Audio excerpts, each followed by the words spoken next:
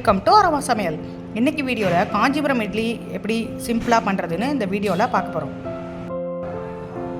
1 cup அரிசி 1 cup உளுந்து equal quantity எடுத்து 3 மணி நேரம் ஊற வச்சு இதை குறைன்னு அரைச்சி எடுத்து வச்சுக்கணும்.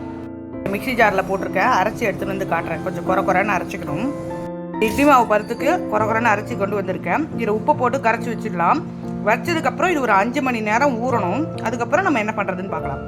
இதில் இந்த அளவுக்கு உப்பு சேர்த்து கரைச்சி வச்சுக்க போகிறேன்.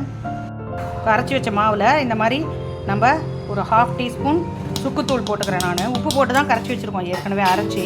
இதில் சுக்குத்தூள் போட்டுட்டா அடுத்தது என்ன தாளிக்கணும்னு பார்க்கலாம். இப்போது ஒரு சின்ன தட்காவில் நான் என்ன பண்ணியிருக்கேன், ஒரு 2 டேபிள் ஸ்பூன் நெய் 2 டேபிள் ஸ்பூன் நல்லெண்ணெய் விட்டு இந்த மாதிரி எண்ணெய் காய்ச்சதும் இல்லை மிளகு சீரகம் போட்டு பொரிக்க போகிறேன். இது பொரிஞ்சதும் இதுலேயே கொஞ்சமாக கருவேப்பிலையும் சேர்த்துக்கலாம். இந்த மாதிரி கருவேப்பிலை சேர்த்துட்டு கூடவே அதில் நிறைய வாசனைக்கு பெருங்காயமும் சேர்த்துட்டு இப்போ இதை எடுத்து அப்படியே இந்த மாவில் சேர்த்துட போகிறோம். நல்லா இப்போ மாவில் போட்டு கலந்து விட்டுக்கலாம். அவ்வளோ கலந்ததை இப்போ நம்ம இட்லி தட்டில் வாத்துட்டு ஒரு 20-25 நிமிஷம் வேக வச்சு எடுத்தால் சூப்பரான காஞ்சிபுரம் இட்லி ரெடி. அவ்வளோதான், எம்மியான டேஸ்டியான இந்த காஞ்சிபுரம் இட்லி ரெடி ஆகிடுது. இதுக்கு நீங்கள் சிம்பிளாக இட்லி பொடி தொட்டுட்டே சாப்பிட்டுக்கலாம். இது ரொம்ப நல்லாயிருக்கும். இந்த வீடியோ பிடிச்சிருந்தா இதுக்கு ஒரு லைக்ஸ் கொடுங்க. இந்த அரோமா சமையல் சேனல் சப்ஸ்கிரைப் பண்ணுங்கள். தேங்க்யூ.